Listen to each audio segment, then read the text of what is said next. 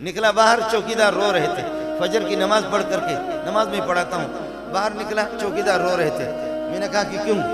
چوکیدار نے مجھے بتایا، اب بھی ہے، اس سے پہلے بھی اسی طرح چوکیداروں نے مجھے بتایا۔ انہوں نے کہا کہ جیسے آپ سلام پھیرتے، طالب علم آ کر کے آپ کے بوٹوں کو اور آپ کے جوتیوں کو آنکھوں سے لگاتا ہے، چومتا ہے، وہ طالب علم غریب بھی نہیں، وہ طالب علم یتیم بھی نہیں ہے، وہ ارب پتی اور کروڑ پتی کے اولاد ہے۔ کہنے لگے آنکھوں سے لگاتا ہے، جوتیوں کو چومتا ہے، چومنے کے بعد پھر اس کے بعد یہ ہے کہ ان کو اپنی چادر سے ان کو صاف کرتا ہے۔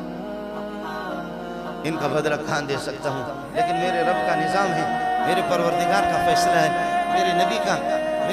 کا طریقہ ہے کہ انہوں نے بھی اپنے شاگردوں کو، کسی کو افریقہ میں بھیجا، کسی کو اس میں کابل میں بھیجا۔ حضرت عبد الرحمن ابن سمرہ رضی اللہ تعالیٰ عنہ وہ کابل آ گئے ہیں، اور کسی کو سندھ بھیجا، سندھ جا کر کے محبوب گوٹ میں صحابہ کی قبروں کے پاس میں گیا، گاڑی روک کر کے میں رونے لگا، تو وہاں پر کچھ وڈیرے جمع ہوئے، وڈیروں نے کہا کہ جی مولوی صاحب آپ کے دیوبندی تو قبروں پر نہیں روتے، آپ کیوں رو رہے؟ میں نے کہا قبر والے سے مدد نہیں مانگ رہا، اپنی حاجت اس کے سامنے پیش نہیں کر رہا، رو رہا ہوں، اس بات پر رو رہا ہوں کہ میرے محمد کے شاگرد سندھ میں سے آ گیا، اور ان بیابانوں میں آج ان کی قبریں کس طرح ہے۔ اللہ آپ کا حامی ہو، اللہ آپ کا ناصر ہو، میرا رب آپ کو خوش رکھے، جہاں بھی آپ جائیں اپنے والدین کو، اپنے عزیز و اقارب کو بھی کہہ دیں ہمارا نالائق استاد آپ کو سلام کر رہا تھا،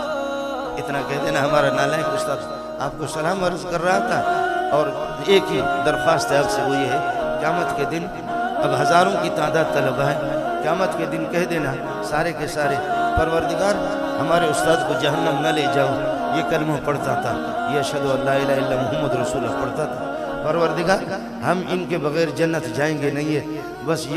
یہی میری ایک حاجت ہے، یہی میری ایک ضرورت ہے، میرا رب آپ کو قدم قدم پہ خوش رکھے۔ میں بعد میں آپ سے ملوں گا، وقت بہت ہو چکا ہے، انشاءاللہ آپ سے مستقل ایک سے میں مصافحہ بھی کروں گا۔ آپ کو مبارک ہو، حضرت اقدس کا بیان ہوگا، اور یہی آپ کی دستار بندی ہماری سعادت ہے کہ حضرت اقدس شیخ الحدیث مولانا حضرت اقدس شیخ الحدیث مولانا زکریا رحمۃ اللہ علیہ کے خلیفہ مجاز، لوگ کہتے ہیں مجاز کہنا، یہ خلیفوں کو چاہیے خلفاء کو یہ مجاز نہ کہے، مجاز بہت بڑی گالی ہے، خلیفہ مجاز نہیں ہوتا، یہ خلیفہ مجاز ہوتا ہے۔ حضرت اقدس شیخ الحدیث مولانا زکریا کے خلیفہ مجاز ہمارے حضرت اقدس مولانا سید مختار الدین دامت برکات العالیہ وہ